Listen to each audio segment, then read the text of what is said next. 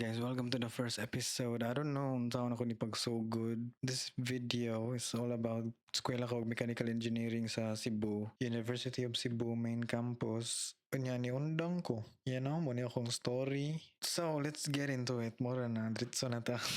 So, first things first, taga-probinsya ko. Dito ko nag-eskwela og high school sa probinsya. Sa Cebu, ang Sugbo, muna siya ang city, Cebu City ang Sugbo. Ako kay taga South Cebu ko, so kanang Mualboal, Badian. Muna siya ako ang territory. Background sa tagamay. Akong parents, akong papa is nag-abroad siya. Kay kuan man siya marine engineer. Mo man dyan ang mga kusog kay sa una nga mga courses sa panahon nila, kanang mga nautical, kanang mga marine engineer, kanang mga ingana ba. So kung papa, the whole childhood nako is nag-abroad siya. Muli ra siya sa Philippines, kanang bakasyon siya, muli siya balik 2 months, ingana, balik na ba siya sa kuan, abroad. Kanya akong mama is midwife siya, guys. Ang kanang midwife is nagtrabaho na sila sa rural health center sa inyong lungsod. Or if na mo health center sa inyong barangay, nga na napoy midwife dara. Organizational chart, ana nila kunuhay ba? Ay doktor, muna siya ang kanang pinaka-highest.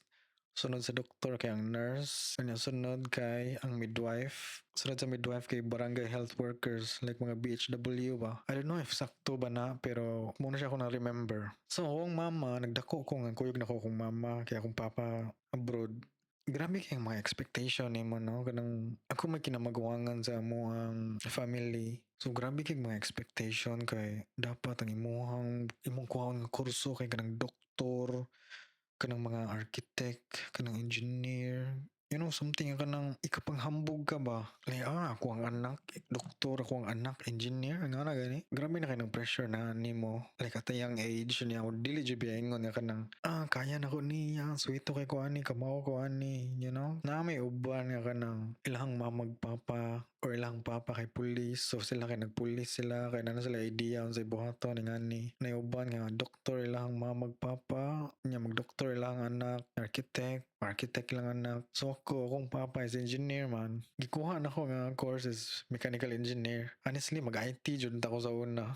Mo jud na ako ang course nga kuhaon, IT or fine arts. Mo jud na akong ganahan nga course like fine arts, ganahan ko mag fine arts even if wala ko idea unsaon pag pag paint ba, pero ganahan ako mga creative side gani. So mao to nga akong papa engineer, ko ako mechanical engineering nga na. Unya, thank God nga pag graduate na ko high school kay ang course na noon. Ang system sa high school sa una is first year, second year, third year, fourth year. Unya, mo graduate na ka, padung ka college. Karon na may junior high, senior high nga na. So pag graduate na ko sa high school is nice man ako ang honors gani, eligible siya para ma-scholar. So mo to nga nag-apply may scholarship sa University of Cebu sa UC main campus diya sa Kulon. Kanya na kuha na mong scholarship, na. I don't know, discount man siguro na. Ako, taga-probinsya ko, niya mo adto ko syudad sa Sugbo. Ang akong accent is very different yun sa kanang accent sa Cebu. Kaya ang accent ko sa Cebu is gahe gani kayo. Bundak kay siya ba? Tayo sa buang eh. Kaya na mo, mauwa sa di mo. Grabe naman sa gana eh. Kaya na gani. Yung ko ang accent is nga niya ramang good. Like, basa kayo ba? Kung sa kuhan pa na taga South Cebu ko, if mo ka dito sa kanang like Oslo, Bolhoon. Grabe naman sa buang. Like, ataya sa buang oy. Bawog na kayo. Kanta mi dito Bunjube. Yan ako, pero if na ka sa Bandian, Malbual, na may mga mixing na, na po uban nga ka ng bundak pod. Pero nagdako ko, it's like, ano rin dyan akong accent, like, it's very chill, like, unyang difference pod sa syudad is, ang ilahang mga words nga uban kay walay L, like, anong beach, madum sa beach, na dahang balas. Ang ilahang balas sa syudad, sa Sugbo is bus. Like, dahang bus, dari do, tinulang isda. Higo pag tinulang isda, it's like, tinuwang isda. Higop kong sabaw sa kanang tinuwang nga isda ba? Like balo. Wala ko balo. Balo lang. Balo lang yun. Wala ko balo. Nga na ilaha dito is like, okay baw eh. Anong mo na mga nung okay baw eh. Nga na palang nga situation daan, social, ano si tawag na, social level palang daan is ma-open na jugay ko. Kuan mo kaysa lang tanan, like, Cebuano jugay, nga Sugbo jugay ba? ako taga Cebu man ko, pero mura pud kog ma-OP nga mura mo kog dili taga Cebu anyway kay di ko sabay nila nga na sa social pa lang is di na ako comfortable ba like out of place na gani ko sa academic. Samot ko na out of place sa academic kay wa mo ko idea nga daghana ding math ani yun nya bugo man di kay kog math. Dito na ko na-realize nga ang mechanical engineering, ang mga engineering jud tanan, even ang culinary, na may mga math ang culinary pero mga basic math naman good like ma-apply ra nimo siya sa imong everyday ba like basic ra kay siya. If magpatabang ka sa imong math sa culinary, it's like magpatabang ka sa chat GPT, like how do you get this? Nga na. Like for example, na 50 ka people, nya mo na imong gamito, like unsay man like nga na ba? So dali na kayo makuha. Pero sa mechanical engineering, it's like algebra, trigonometry, mga calculus, quadratic formula, sa panadara. I don't know, dude. Sa practical, na yung mga lathe machine, caliper, mag-measure mo sa kanang calipers. I don't know, dude. Like, grabe, dude. Dito ko naka-realize nga, saan na akong gisudla, no? Di man, wala na ako, dito na ako na-realize nga, wala na ako nakita ako ang self nga may engineer ko. Dito na ako na-realize nga, mura galing nakaan ako nga. If akong tanaw na akong kaugalingon, inighuman ako ani, dito na ako makita akong kaugalingon nga kanang magsuot gani og hard hat. Magsuot ka ng vest nga kanang yellow or vest nga kanang orange nga na hazard. Magstoryaan mo sa ubang mga engineer, mga architect, unsa man na dara construction site kunuhay mo nga na wa jud ako nakita kong kaugalingon na. Dito na ako na-realize nga, okay, this is not for me, giday. Nako scholarship ato, pero first year pa lang daan, kahawaon na gani ko. Kay wala kay ko na amigo, dili kay me close sa mga tao nga feel na ko makasabay ko nila ba, pero mas comfortable ba ako sa mga barkada na ko dito sa probinsya. Wala mo ko nagdako diri sa syudad, nya mura gani ma-OP ko, lahi ako ang stinoryahan. Nami science class ato, like nami sa laboratory ba. Yan ay mga beaker, nga na good. Yang classroom kay tiles siya, like daghang kay mga tiles. Gipasiga na mo ang beaker. Like murag gipa-boil na mo ang beaker ba. Nya ako ang nasa tungod sa kanang beaker o gatong murag stove nga gamay. Nya akong nasulti is like pahinay ang kalayo sa syudad is wala may L ilahang mga words. Pag ingon akong kalayo, ni ana din sila na tong sa kagay nga akong amigo nga pahinay ang kalayo ni kalatkat sa bulungbong lagi nga na ba. Grabe na ko ka ulaw ato. Lagi katawan gani ko nila sa amo ang tapok. Uli ako pa dyan nastong nga kanang nag-ana sa kanang beaker nga pabukalon gani. Pahinay ang kalayo. Salang good na oy, kalayo, kalatkat sa bulungbong, yung katawa silang tanan is like, wala dyan ko nitingaw gato yun, as in, na-OP ko ba? Hindi na ako matingaw kaya, basig katawan na ako ani. Kung nga naka-feel na dyan ko nga, okay, ganahan dyan kong balik sa kanang probinsya to. Unya, sa academic side, magklase among maestra, X plus Y equals Z or something ay nga na ba? Unya, ang uban nga mga kauban ako sa classroom is like download jud gani sa ilahang utok ang mga gipong storya sa amuang kuan instructor, ma-download jud nila tanan, like makuha jud nila tanan, mag-gets nila tanan. Ako dito, di jud masulod oy, like murag mo bounce ra ba, muagi ra sa akong utok nga mo bounce, like di jud musud sa akong utok. Grabe ani oy, grabe ko ka OP.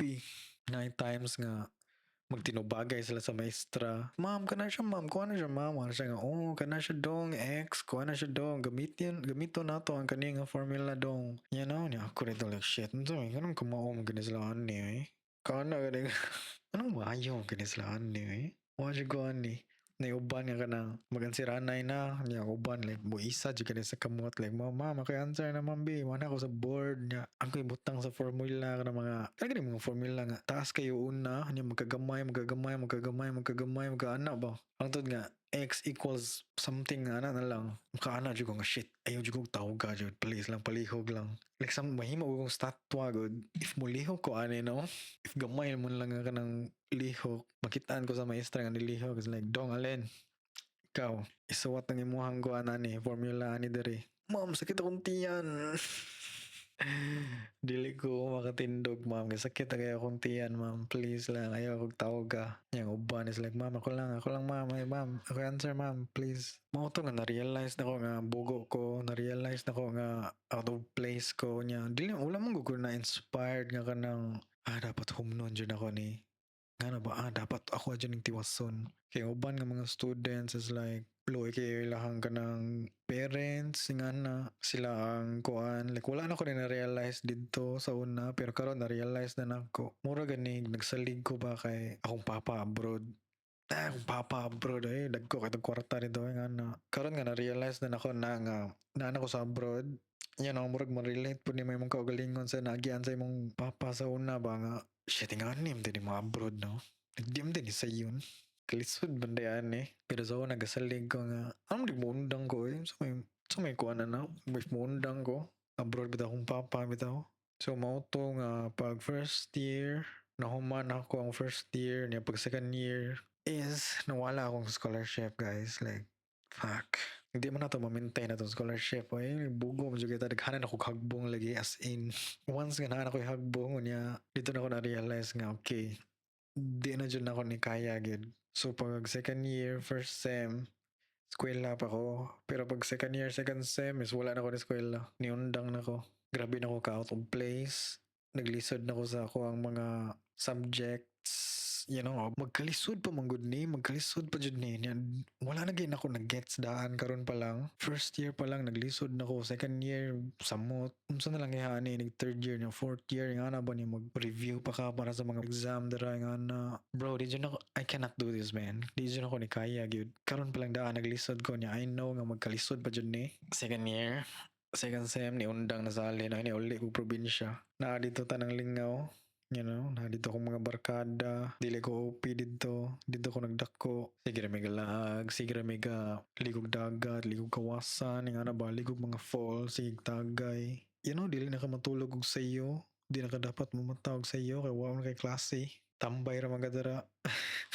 Lingaw jud kayo as in. Akong pagtambay siguro kay 1 year siguro ako nagtambay. Thank God dali ra kay ko naka-realize nga nahupas na ang lingaw ba. Kay if dugay pa ko naka-realize nga nahupas ang lingaw, I feel like di ko maabot diri ron sa Australia.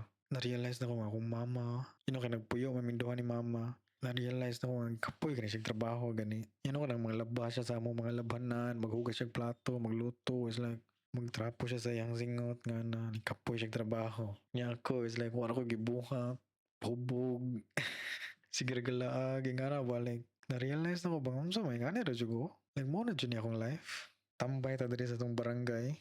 Gabantay mo ng mga tao sa inyong barangay nga nagtambay karon kay ni undang sila eskwela or wala sila ni tiwas og eskwela.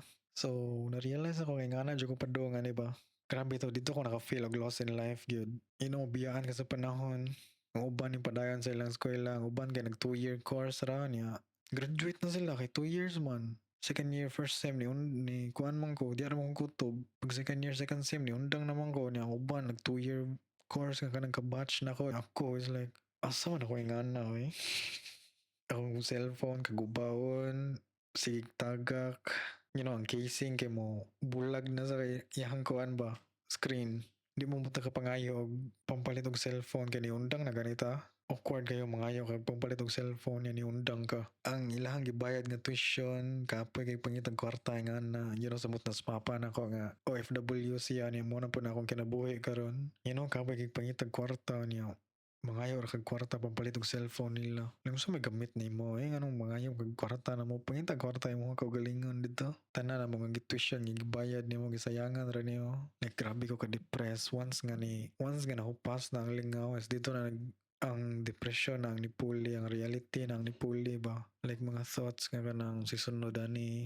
kasi dapat akong buhaton ani. Yan ang sayop magito akong pagundang. Gibuhat ra ba to na ako kay di naman gud ako kaya. Murag reasonable ra po to siya nga pagundang ba. Kay wala man siya ikuan kanang course gani nga kanang asamot na nga kanang pag human mo high school yan diretso na gani ka mamili og course diretso like murag wala pa time nga maghuna-huna ka ba nga kaya ba dyan ako ni or nga na kadto pag human og graduate diretso kanang mechanical engineering nya pag abot sa mechanical engineering is di na mo kaya buang nga pwede bawion tong tuition fee ako tong ibayad sa course nga lain grabe jud akong ka-depress like tanan nga mga huna-huna nga kanang bati sulod sa akong utok like something nga kanang anaon ako kung kaugalingon is nasulod na sa akong utok like mo jud tong pinaka-depress sa tanang depress akong kinabuhi jud. Kita ni may mong mama nga kuan nagtrabaho nga gikapoy nga na niya akong papa muli kay magbakasyon niya di ko ganahan pagkita ko na ulawan niya ay shit. Pero after ato, thank God, pasalamat jud ko sa akong kaugalingon ato nga panahon nga wa jud ko nagpadayon nga matambay. Pasalamat jud ko nga na-realize na kog sayo gani. Like na may uban nga kanang nagtambay sila niya mura gani ang ilahang lingaw ba dugay kinahupas. Thank God nga kung kalingaw ato kasi dali kinahupas. Nakaana jud ko nga mag-eskwela jud ko og lain nga course. Pero I don't know unsa ba ko ang course nga unsa pa may dali nga course ay kanang 2 years ra kanang dali ra kay ba kay para mura ganing makapas ra gyapon ko sa uban nga nag 4 years, you know, para dili po ko ingon nga kanang mobiyaan na gyud nga as in mobiyaan ba kay if mag-eskwela ko another 4 years kana murag kuya na po na nga muundang na pud ta para ko ang kita tagal something nga kanang 2 years para at least makaapas na nila gamay. You know, like dagan kay mag-ingon nga dapat mag-doktor ka, dapat mag-architect. Mao to nga ang lain nga 2 years nga akong kuha isang culinary. Ya weird pa jud kayo kay di pa jud ko kabalo mo luto. Di ko kabalo mo luto-luto. Nagko culinary. Alright guys, mo to siya akong story nga nag-college ko niya ni undang ko. Let's go to the next episode.